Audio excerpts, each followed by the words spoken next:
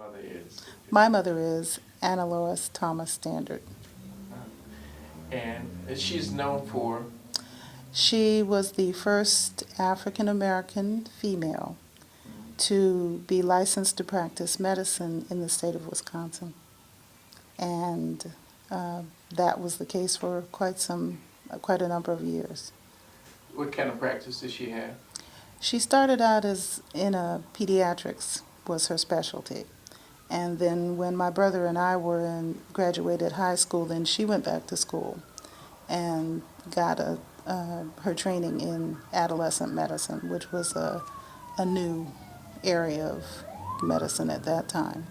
And she did her training in University of Maryland in Baltimore, and then she also did training at Harvard University in Boston, Massachusetts. She's impressive. I think so. Yeah. So tell me a little bit about her, please. Well, she is the oldest of four girls. She was born here in Milwaukee, as were her three sisters, and she lived in Illinois for a time with her mother. Her mother moved the family to Illinois. My grandfather remained here, and she grew up there, between there and here, and would come and spend time with her father here in Milwaukee and work in his drugstore. And I'm told that when she was very young, that whenever he would make house calls, that he would take her along with him. And when she decided she wanted to go into medicine, my grandfather initially tried to discourage her, but she has very definite ideas, and she decided that was what she wanted to do. And so she went to Lake Forest College in Illinois at one point, University of Chicago. At first she thought she might go into research medicine, but decided that was not really what she was interested in. She did her training at Howard University in Washington, D.C., graduated class of 54, still stays very active with her classmates. In fact, Dr. McDuffie from here in Milwaukee was also in her class.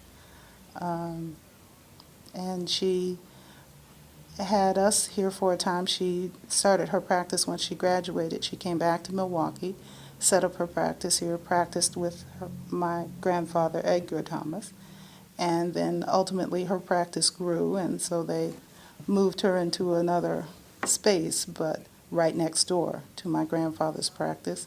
And he referred anyone that had children that needed care to my mother.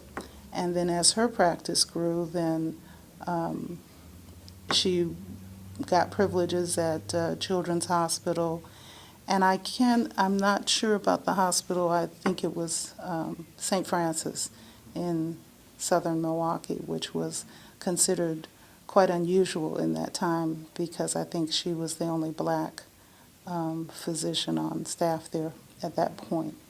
And she said the patients had no problem with her and the nuns had no problem with her.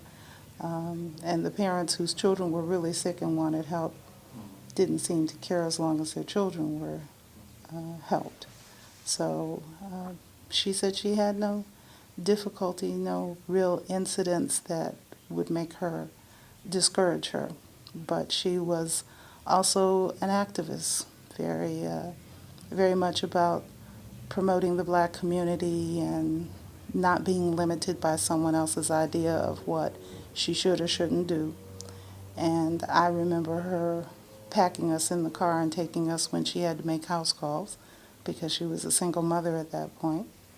And there were times when new areas would develop in Milwaukee and the suburban stores were of all appeal, but they were in white communities, and if my mother saw an ad in the paper or something that she wanted to get, she would go to that mall. And I remember going with her one time and having everyone stare at us like we were out of place there.